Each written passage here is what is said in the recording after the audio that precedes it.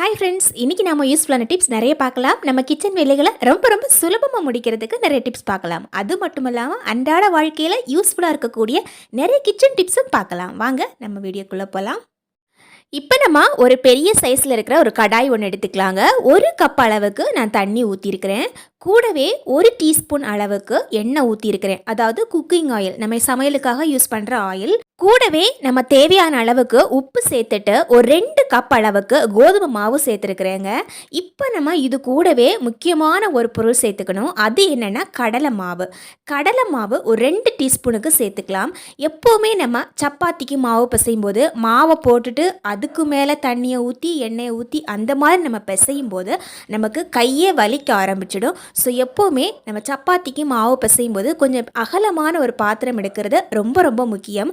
அது மட்டும் இல்லாமல் முதல்ல நம்ம ஒரு 3/4 அளவுக்கு தேவையான தண்ணியை ஊற்றிட்டு அதுக்கு மேலே நம்ம மாவு போட்டு பிசையும் போது பிசைகிறதுக்கு ரொம்ப ரொம்ப சாஃப்டாக இருக்கும். இப்போ பாருங்கள், நான் ஒரே ஒரு உருட்டுலையே மொத்த மாவுமே நமக்கு அப்படியே உருண்டு வந்துடுச்சு பாருங்கள். இந்த மாதிரி தான் நம்ம சப்பாத்திக்கு மாவு பிசையணும்.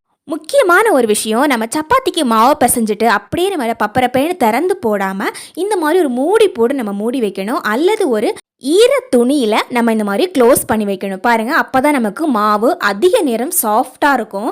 மாவு மேலே இருக்கிற அந்த தண்ணி எவாப்ரேட் ஆகாமல் நல்ல சாஃப்ட்னஸ் கொடுக்கும் நமக்கு. பாருங்கள், இப்போ நம்ம மாவு நம்ம சமைக்க ஆரம்பிக்கும் போது நல்ல சாஃப்டாக இருக்குது. நம்ம இந்த மாதிரி கையில் ப்ரெஸ் பண்ணும்போது கையிலையும் ஒட்டாது நமக்கு. சில வேளைகளில் நம்ம சப்பாத்தி போடும்போது நம்மக்கிட்ட அதுக்கு தகுந்த மாதிரி சைடிஸ் இல்லாமல் இருக்கலாம். அல்லது நம்மக்கிட்ட தோசை மாவு இல்லாத காரணத்தால் நம்ம சப்பாத்தி போட வேண்டிய நிலைமை ஏற்படலாம்.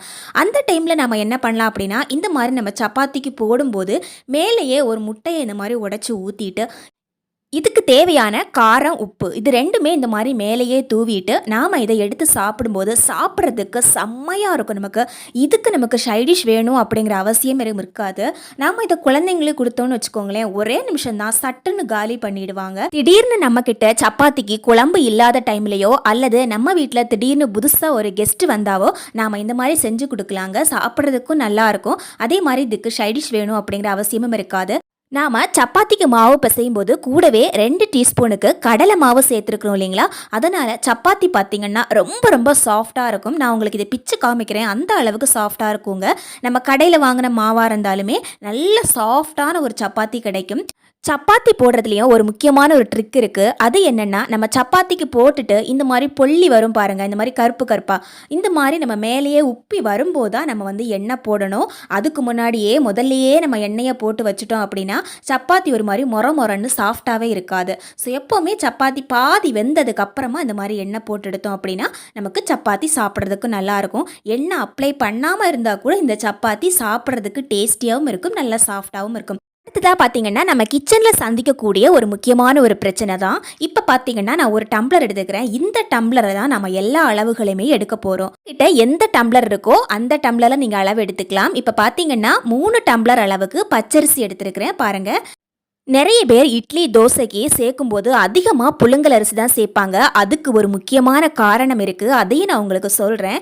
இப்போ நம்ம சேர்த்துக்க வேண்டியது 1 டம்ளர் அளவுக்கு புழுங்கல் அரிசி. பாருங்கள், 3 டம்ளர் அளவுக்கு பச்சரிசியும் 1 டம்ளர் அளவுக்கு புழுங்கல் அரிசியும் சேர்த்துருக்குறோம். இப்போ நாம் கூடவே சேர்க்க வேண்டியது உளுந்து பார்த்தீங்கன்னா தனியாக தான் ஊற போடணும். அதுக்காக நான் ஒரு 100 கிராம் அளவுக்கு எடுத்துருக்கிறேன். பாருங்கள், 100 கிராம் அளவுக்கு சின்ன கிளாஸில் இந்த மாதிரி அளந்து எடுத்துருக்கிறேன்.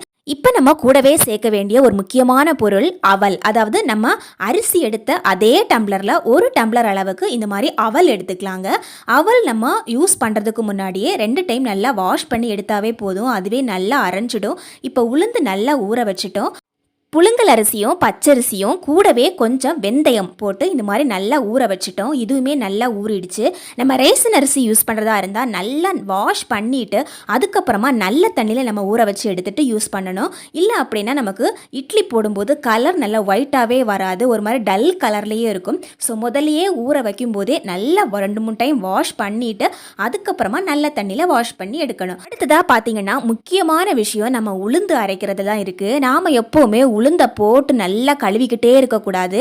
முதல்ல ஊற வைக்கிறதுக்கு முன்னாடியே 2 டைம் நல்லா வாஷ் பண்ணிவிட்டு அதுக்கப்புறம் நல்ல தண்ணியில் அதை ஊற வச்சுட்டு அப்படியே எடுத்து அரைக்க ஆரம்பிக்கணும். நம்ம அரைக்கும் போது 2 தடவை க்ளீன் பண்ணிவிட்டு முதல்லையே 2 தடவை க்ளீன் பண்ணிவிட்டு இப்படி 4-5 முறை க்ளீன் பண்ணிக்கிட்டே இருக்கும்போது அதில் இருக்கிற பசை எல்லாமே வீணாக போயிடும். நமக்கு உளுந்து அரைக்கும் போது கூடவே அந்த அவலையும் சேர்த்து நான் அரைச்சிட்டேன். இப்போ பாருங்கள், இந்த மாதிரி ஒரு பாத்திரத்தில் நம்ம ஊற்றி வைக்கலாம். நாம் இப்போ இதில் சேர்த்துருக்கிறது பார்த்திங்கன்னா கொஞ்சம் நீளமான புழுங்கல் அரிசி. இந்த மாதிரி நீளமான புழுங்கல் அரிசி நம்ம சேர்த்துக்கும் போது கொஞ்சம் பச்சரிசி அதிகமாக போடும்போது தான் நமக்கு நல்லா வரும். சில சவுத் சைட்லலாம் பார்த்திங்கன்னா கொஞ்சம் மட்டை அரிசி மாதிரி கொஞ்சம் குண்டரிசி எல்லாம் யூஸ் பண்ணுவாங்க. அந்த மாதிரி புழுங்கல் அரிசி நம்ம போட்டோம் அப்படின்னா புழுங்கல் அரிசி தான் அதிகமாக சேர்க்க வேண்டியிருக்கும், பச்சரிசி கம்மியாக போடணும். இதுவே நம்மளுடைய சென்னை சைடெல்லாம் பார்த்திங்கன்னா கொஞ்சம் நீளமான அரிசி தான் தருவாங்க. இந்த மாதிரி நீளமான அரிசிக்கு நாம் என்ன பண்ணலாம் அப்படின்னா புழுங்கல் அரிசியை கம்மி பண்ணிவிட்டு பச்சரிசியை கொஞ்சம் அதிகமாக போட்டாவே நமக்கு இட்லி தோசை சாஃப்டாக வருங்க. பார்த்திங்கன்னா ஒரு முக்கியமான ஒரு டிப்ஸ் தான் பார்க்க போகிறோம். இப்போ நம்ம எல்லாத்தையும் அரைச்சி முடிச்சுட்டு கையிலேயே ஒரு தடவை நல்லா மிக்ஸ் பண்ணி விட்டணும். கூடவே ஒரு டம்ளர் ஒன்று எடுத்துக்கோங்க.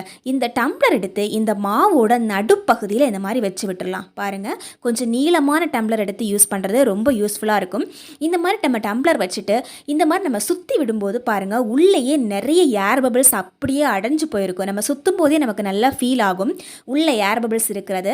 இந்த மாதிரி நமக்கு வைக்கிறதால என்ன யூஸ் அப்படின்னா, சில வேளைகளில் நாம் இந்த மாதிரி மாவு அரைச்சி வைக்கும்போது மறுநாள் காலையில் நம்ம எழுந்து பார்க்கும்போது மாவு எல்லாமே வெளியே கொட்டி இருக்கும். பாதி மாவு புளிச்சு போய் நமக்கு கீழே கொட்டுறதுக்கு நிறைய சான்ஸ் இருக்குது. ஸோ அந்த மாதிரி டைமில் நம்ம என்ன பண்ணலாம் அப்படின்னா மாவை நல்லா கையிலேயே பசைஞ்சு விட்டுட்டு அதுக்கப்புறமா இந்த மாதிரி ஒரு டம்ளர் எடுத்து நம்ம வச்சோம் அப்படின்னா மறுநாள் எடுத்து பார்க்கும்போது மாவு நல்லா புளிச்சிருக்கும். நமக்கு அதே சமயத்தில் பொங்கி கீழே வழியாமல் கரெக்டான பதத்தில் இருக்குங்க.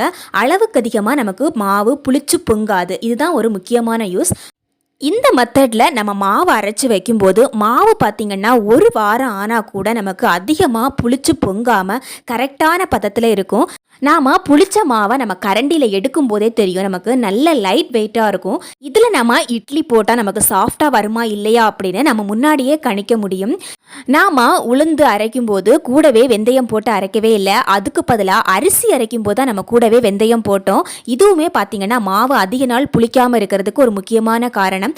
அது மட்டும் இல்லாமல் நம்ம அவலும் சேர்த்து அரைச்சிருக்கிறோம். நாம் இட்லி தோசைக்கு அரைக்கும் போது கூடவே சாப்பாடு சேர்த்துக்கவே கூடாது.